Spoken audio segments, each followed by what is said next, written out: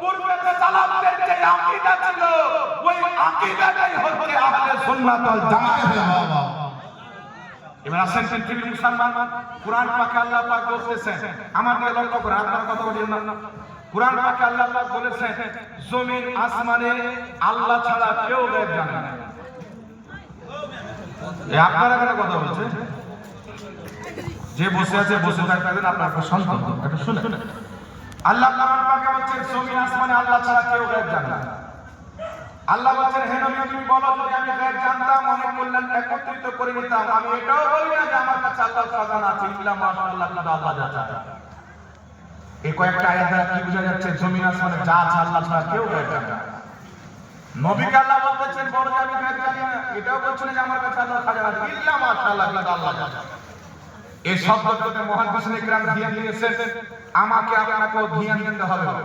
এই পৃথিবীর মুসলমান কুরআন কারীম যদি আমরা পড়ি, আল্লাহ কোথাও বলতেছেন আল্লাহ ছাড়া কেউ গায়ব জানে না। আল্লাহ পাক কোথাও বলতেছেন হে নবী তুমি বলো যদি আমি গায়ব জানতাম, অর্থাৎ নবীও গায়ব জানে না।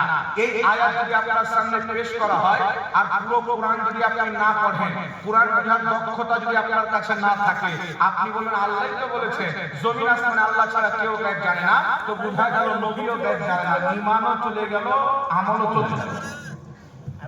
কিন্তু পৃথিবীর মুসলমান এই পবিত্র কুরআন পাকে আরো একটা দিক রয়েছে যেটা আমাকে আপনাকে জানতে হবে, আমাকে আপনাকে পড়তে হবে। আল্লাহ পাক পরবর্তীকালে আলাম পবিত্র কুরআন সূরা আলে ইমরান আয়াত নাম্বার 179 তে বলতেছে মা কানাল্লাহু লিইদলাকুম আলাল গায়বি ওয়ালাকিন্নাল্লাহা ইয়াজতাবি মিন রাসূলিহি মান ইয়াশা।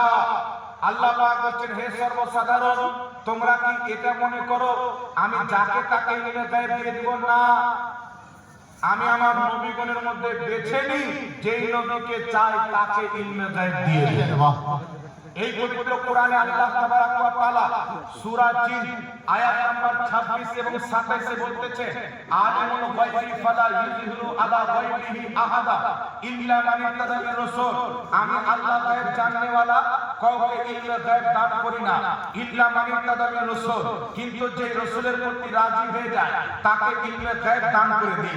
এই পৃথিবীর মুসলমান যেই নবীর প্রতি আল্লাহ রাজি হয় তাকে ইলমে গায়ব দান করে দেয়, যে রাসূলকে আল্লাহ চায় তাকে ইলমে গায়ব দান করে দেয়। তো আমার আপনার নবীর প্রতি আল্লাহ রাজি আছেন না নাই, এই পবিত্র কোরআনকে জিজ্ঞাসা করেন। এই পৃথিবীর মুসলমান আমার আল্লাহ পাকের হাবিব সাল্লাল্লাহু আলাইহি ওয়াসাল্লাম মসজিদে আকসার দিকে চেহারা করে ইবাদত করছেন। মুসলমানদের কিবলায়ে আউয়াল প্রথম কিবলা ছিল মসজিদে আকসা। আমার নবী মুস্তাফা নামাজরত অবস্থায় আছেন, আসমানের দিকে তাকাচ্ছেন, জমিনের চেহারা করতেছেন। আমার আল্লাহ পাক নবীর অন্তরের খবর জানেন, সঙ্গে সঙ্গে আয়াত অবতীর্ণ করছেন। আল্লাহ পাক পরবর্তীকারে আলাম আয়াত নাযিল করে বলতেছেন কাদ নারা তাকাল্লুবা ওয়াজহিকা ফিস সামাই ফালানুওয়াল্লিয়ান্নাকা কিবলাতান তারদাহা। এ আমার হাবিব মুস্তাফা তোমার বারবার আসমানের দিকে তাকানো, আমি আল্লাহ জানি তুমি চাচ্ছ আকসাকে পরিবর্তন করে যেন মক্কার কাবাকে কিবলা করা হয়। শোনো মুস্তাফা, আমি তোমাকে রাজি করার জন্য, তোমাকে খুশি করার জন্য কিবলাকে পরিবর্তন করে দিলাম। তুমি আকসার দিক থেকে চেহারাকে ফিরিয়ে নিয়ে মক্কার কাবার দিকে করে। সুবহানাল্লাহ। নবীকে খুশি করার জন্য মক্কার কাবাকে কিবলা বানানো হয়েছে। আল্লাহ কুরআন পাকে বলতেছেন ওয়ালা সাউফা ইউতিকা রাব্বুকা ফাতারদা। হে আমার নবী মুস্তাফা অতি শীঘ্রই আমি তোমাকে এত দিব তুমি রাজি হয়ে যাবে। পৃথিবীর মুসলমান